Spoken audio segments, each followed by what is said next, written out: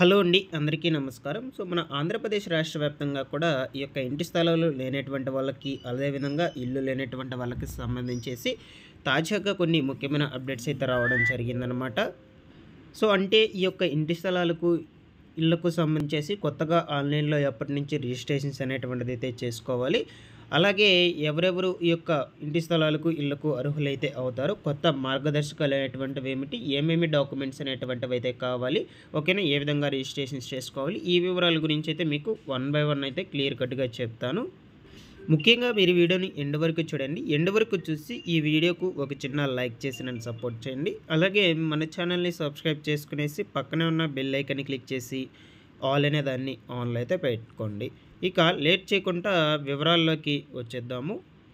అయితే మనకు రాష్ట్ర వ్యాప్తంగా కూడా ఈ యొక్క అందరికీ ఇల్లు అనే పథకానికి సంబంధించేసి తాజాగా మనకు కొత్త మార్గదర్శకాలనేటువంటివైతే అధికారులు విడుదల చేశారనమాట.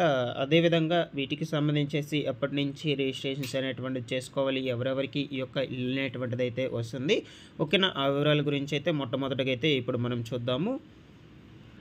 ఇక మొట్టమొదటగా వచ్చేసి పట్టణాల్లో ప్రభుత్వ స్థలం అందుబాటులో ఉన్నటువంటి ప్రాంతాల్లో 2 సెంట్ల చొప్పునైతే ఇంట్లోని మహిళల పేరుతో మాత్రమే ఈ యొక్క స్థలం అనేటువంటిదైతే కేటాయిస్తామంటూ అధికారులైతే తెలియజేస్తూ వచ్చారనమాట.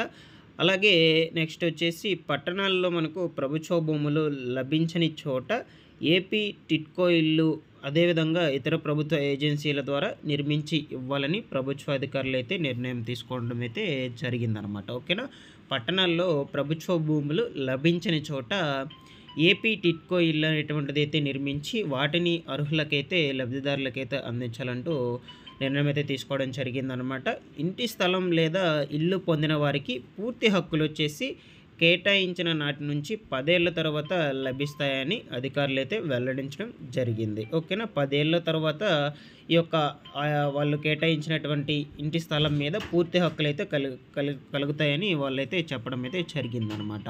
అర్హత కలిగినటువంటి వ్యక్తి జీవితంలో ఒకసారి మాత్రమే ఇంటి స్థలం పొందేందుకు అర్హతలు అనేటువంటివైతే ఉంటాయంటూ వాళ్ళైతే చెప్పారనమాట. ఇంకొక మార్గదర్శకం వచ్చేసి, ఓకేనా, ఒక్కసారి మాత్రమే ఇంటి స్థలం అనేటువంటిది అయితే పొందడానికి అవకాశం అయితే ఉంటుందన్నమాట. ఓకేనా? నెక్స్ట్ వచ్చేసి పట్టా ఇచ్చిన 2 ఏళ్లలోగా ఇంటి లబ్ధిదారుని ఇల్లు అనేటువంటిది అయితే నిర్మించుకోవాలంటూ అధికారులు అయితే మరొక మార్గదర్శకంగా అయితే తీసుకురావడం అయితే జరిగింది. నెక్స్ట్ అలాగే మనకు ఈ యొక్క ఫ్లాట్ అనేటువంటిది అయితే ఉంటుంది కదా.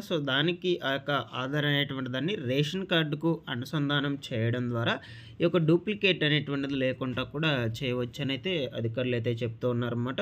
మనకు ఈ విధానం కూడా అయితే తీసుకురాబోతున్నారు ఈ యొక్క ఇంటి స్థలాలకు, ఇళ్లకు సంబంధించేసి. ఓకేనా?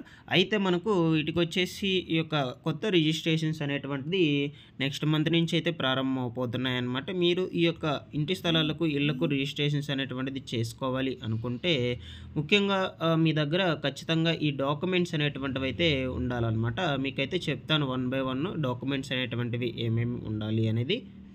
తెల్ల రేషన్ కార్డ్ అనేటువంటిదైతే కుటుంబానికి సంబంధించి అయితే కలిగి ఉండాలన్నమాట. ఆ యొక్క తెల్ల రేషన్ కార్డు కంపల్సరీగా జెరాక్స్ అనేటువంటిదైతే మీరు తీసుకువెళ్ళాలి రిజిస్ట్రేషన్స్ అనేటువంటిదైతే చేసుకునేటప్పుడు. దాని తర్వాత వచ్చేసి లబ్ధిదారులకి లేదా అతని కుటుంబాలకు సంబంధించిన సభ్యులకు ఎవరికీ కూడా ఆంధ్రప్రదేశ్ రాష్ట్రంలో ఎక్కడా కూడా ఇంటి స్థలం కానీ, ఇల్లు కానీ ఉండకూడదని తెలియజేస్తూ వచ్చారు. అదేవిధంగా మనకొచ్చేసి గతంలో ఈ యొక్క ప్రభుత్వ హయాంలో ఇల్లు కానీ, ఇంటి స్థలం కానీ మంజూరు అయి ఉండకూడదంటూ చెప్పారనమాట. సరైన ఆధార్ కార్డ్ అయితే ఖచ్చితంగా అయితే కలిగి ఉండాలన్నమాట. ఆంధ్రప్రదేశ్ రాష్ట్రంలో నివాసితులై ఉండి ఆంధ్రప్రదేశ్ రాష్ట్రంలో ఆధార్ కార్డ్ అయితే ఖచ్చితంగా కలిగి ఉండాలి. దాని తర్వాత వచ్చేసి లబ్ధిదారుని పేరు మీద కానీ లేదా కుటుంబ సభ్యుల పేరు మీద కానీ వ్యవసాయ భూమి మాగాని అయితే 2.5 ఎకరా, అదేవిధంగా మెట్ట భూమి అయితే 5 ఎకరాలకైతే మించి ఉండకూడదన్నమాట. ఓకేనా? నెక్స్ట్ వచ్చేసి ఇక గత ప్రభుత్వ హయాంలో ఇల్లు లేదా స్థలం కేటాయించబడిన ప్రస్తుత ఇంటి స్థలం కానీ, అదేవిధంగా ఇల్లు కానీ లబ్ధిదారుని పేరు మీద లేని యెడల అటువంటి వారికి కూడా అవకాశం అయితే కల్పిస్తున్నట్లు ప్రభుత్వ అధికారులు అయితే తెలియజేస్తూ వచ్చారనమాట. ఈ విధంగా మనకు మీరు రిజిస్ట్రేషన్స్‌కి వెళ్ళేటప్పుడు ఈ యొక్క డాక్యుమెంట్స్ అనేటువంటివి అయితే కలిగి ఉండాలన్నమాట. అదేవిధంగా మీకు సంబంధించేసి ఈ అర్హతలు కూడా కలిగి ఉండాలన్నమాట. ఈ అర్హతలు కలిగినటువంటి వాళ్ళు మాత్రమే ఈ యొక్క ఇంటి స్థలాలకు సంబంధించేసి అర్హులైతే అవుతారు.